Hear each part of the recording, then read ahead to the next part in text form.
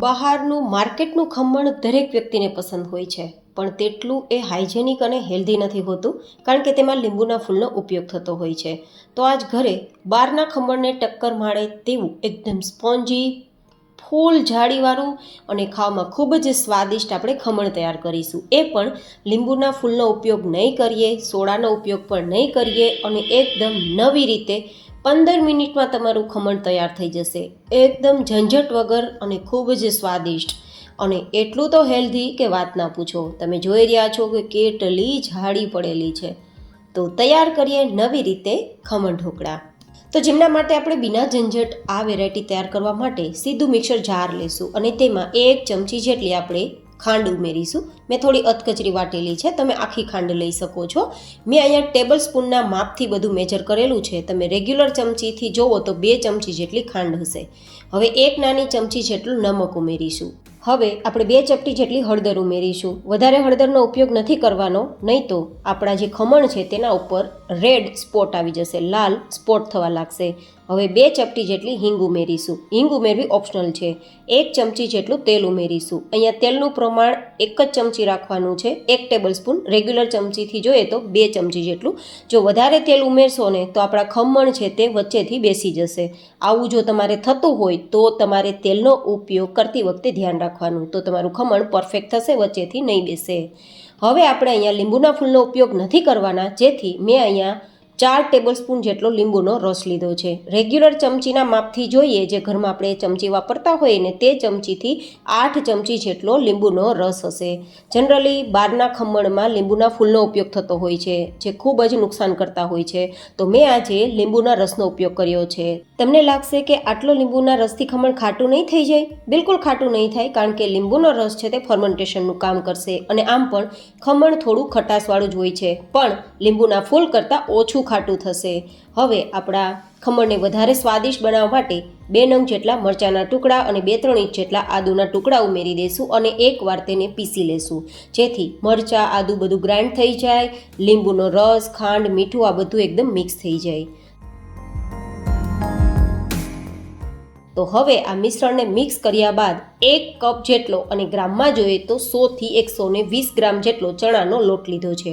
અહીંયા ચણાનો લોટ ચાળવાની પણ ઝંઝટ કરવાની જરૂર નથી, કારણ કે આ બધી જ વસ્તુ ગાંઠા વગરની તૈયાર થશે. હવે જે કપથી ચણાનો લોટ લીધો છે ને તેના ચોથા ભાગનું પાણી ઉમેરવાનું છે.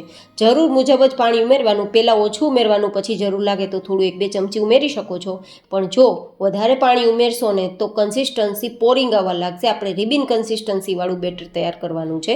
તમે જોઈ શકો છો બેટર એકદમ પરફેક્ટ છે. જો આ રીતે તમારે ચમચીના પાછળના ભાગથી કોટિંગ કરી અને જેટલું નીતરે તેટલું બેટરને નિતારી લેવાનું અને પછી આંગળીની મદદથી પ્રિન્ટ કરવાની ટ્રાય કરવાની. જો હું તમને બતાવી દઉં છું, પહેલાં બધું નીતરી ગયું છે અને આ રીતે કોટિંગ કરતાં એકદમ જાડું લેયર જેવું થઈ જાય છે, કોટિંગ થઈ જાય છે. બસ આટલું પરફેક્ટ આપણું બેટર હોવું જોઈએ. આટલું પરફેક્ટ હોય તો વધુ પાણી ઉમેરવાની જરૂર નથી. હવે તેને ઢાંકીને 5 મિનિટ માટે સેટ થવા છોડી દઈશું. એ 5 મિનિટ સેટ થાય ત્યાં સુધીમાં આપણે આ પ્રોસેસ કરી લઈએ, જેથી ફટાફટ ખમણ તૈયાર થાય. તો જેમના માટે એક સ્ટીમર કુકરમાં પાણી ગરમ થવા માટે રાખ્યું છે, તેને ઉકાળવાનું છે. તો હાઈ ગેસની ફ્લેમ પર તેને ઉકળવા છોડી દઈશું. હવે આપણે સ્ટીમર પ્લેટને તેલથી ચીકણી કરી લઈએ. એકદમ ઓછા તેલથી ચીકણી કરવાની, જેથી આપણું ખમણ બેસી ના જાય. જનરલી વધારે તેલના ઉપયોગથી ખમણ બેસી જતું હોય છે, તો આ રીતે પ્લેટને ચીકણી કરતી વખતે પણ ઓછું તેલનો ઉપયોગ કરવાનો. હવે 5 મિનિટ જેવો સમય થઈ ગયો છે અને આપણું બેટર સેટ થઈ ગયું છે. તો આપણે અહીંયા ખાવાના સોડા ઉમેરવાના નથી, પણ આપણે 1 પેકેટ જેટલો ઈનો ઉમેરશું. આ ઈનો છે લગભગ 1 ચમચી જેટલો જ હશે, કારણ કે 1 પેકેટમાં એટલો જ હોય છે. અને જો તમારે સોડા ઉમેરવા હોય તો પણ 1 નાની ચમચી જેટલા જ ઉમેરવા. તમને લાગશે કે સોડાની જગ્યાએ ઈનોનો શું કામ ઉપયોગ કર્યો? મેં ઈનોનો ઉપયોગ એટલા માટે કર્યો કે તમને સમજાઈ જાય કે કેટલા લોટમાં કેટલો પ્રમાણમાં સોડાનો ઉપયોગ કરવો જોઈએ. જનરલી નાની મોટી ચમચીના કારણે સોડાનો ઉપયોગ વધઘટ થાય છે અને પરિણામે ખમણ છે તેના ઉપર લાલ સ્પોટ આવવા લાગે છે અને પરફેક્ટ નથી બનતું. તો આ પરફેક્ટ મેજરમેન્ટ માટે મેં ઈનોનો ઉપયોગ કર્યો છે. હવે એકવાર આપણે ચક્કર લગાવી દઈશું. 2 થી 3 ચક્કર લગાવશો ને તો એકદમ સરસ ફેટાઈ જશે અને પહેલાં કરતાં આપણું બેટરનો કલર ચેન્જ થઈ જશે, થોડો વ્હાઇટ ઉપર આવી જશે. જો હવે આપણે તેલથી ચીકણી કરેલી પ્લેટમાં તેને પાથરી દેવાનું છે અને જેવું પાથરો કે ફટાફટ ઉકળતા પાણીના કુકર ઉપર તેને મૂકી દેવાનું છે અને ગેસની ફ્લેમ હાઈ કરી દેવાની છે અને ઢાંકીને 15 મિનિટ માટે તેને કૂક કરવાનું છે. 15 મિનિટ પહેલાં આપણે ઢક્કણ ખોલવાનું નથી. જો વચ્ચે વચ્ચે તમે ઢક્કણ ખોલ્યા કરશો ને તો પણ તમારું ખમણ છે તે વચ્ચેથી બેસી જશે, કારણ કે તેને ફૂલવાનો સમય હોય અને તમે ખોલો તો સ્ટીમ છે બધી બહાર નીકળી જાય અને પરિણામે ખમણ બેસી જાય. તો આ ભૂલ કરવાની નથી. 15 મિનિટ પછી જ આપણે કુકરનું ઢક્કણ ખોલવાનું છે, ત્યાં સુધી થવા દેવાનું અને ગેસની ફ્લેમ હાઈ રાખવાની.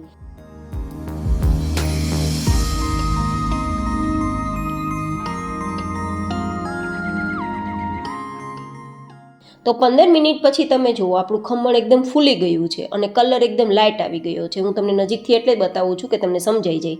તો આપણે હવે ગેસની ફ્લેમ બંધ કરી દેવાની છે અને આપણી આ પ્લેટને કુકરમાંથી બહાર કાઢી લેવાની છે. બહાર કાઢ્યા પછી પણ એકદમ તેને ઠંડી કરવાની 1 મિનિટ માટે, જોકે એ સાઈડ છોડવા લાગશે અને પછી તમે ચોઈસ પ્રમાણે કટ લગાવી શકો છો. અત્યારે તમે જુઓ હું કટ લગાવું છું ત્યાં જ ઉપર ઉઠીને આવે છે અને સાઈડને છોડવા લાગે છે. મતલબ આપણું ખમણ એકદમ બેસ્ટ તૈયાર થયું છે. જો આ એક પ્લેટના મેજરમેન્ટ સાથે મેં તમને ખમણ ઢોકળા કઈ રીતે તૈયાર કરવા તે બતાવ્યું છે, જેથી કોઈ ગેસ્ટ આવે નહીં તો ફટાફટ તમે માત્ર 15-20 મિનિટમાં ખમણ તૈયાર કરી શકો છો અને તમે તમારું કામ વિના ઝંઝટ કરી શકો છો. તો તૈયાર છે એકદમ સ્પંજી અને ખૂબ જ સોફ્ટ. જો હું જેવું પ્રેસ કરું ને તો ફટાફટ ઉઠીને ઉપર આવે છે અને આ રીતે ખોલીને જોતાં અંદર ફૂલ જાળી છે.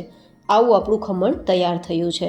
હવે જો તડકો તૈયાર કરવો હોય તો થોડા તેલમાં 1-2 ચમચી તેલમાં થોડી રાઈ ઉમેરવાની છે અને રાઈ બરાબર રીતે સતળાઈ જાય પછી તેમાં 4-5 નંગ જેટલા મરચાંના ટુકડા ઉમેરી દેવાના છે.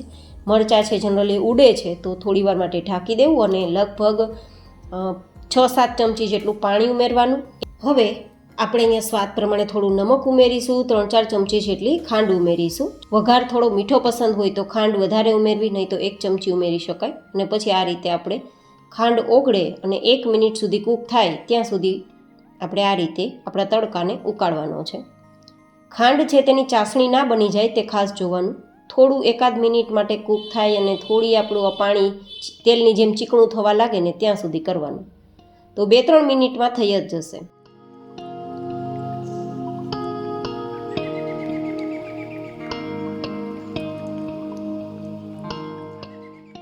તો 2-3 મિનિટ પછી આપણો તડકો છે તે તૈયાર છે. તો તડકાને પહેલાં થોડો ઠંડો કરવાનો.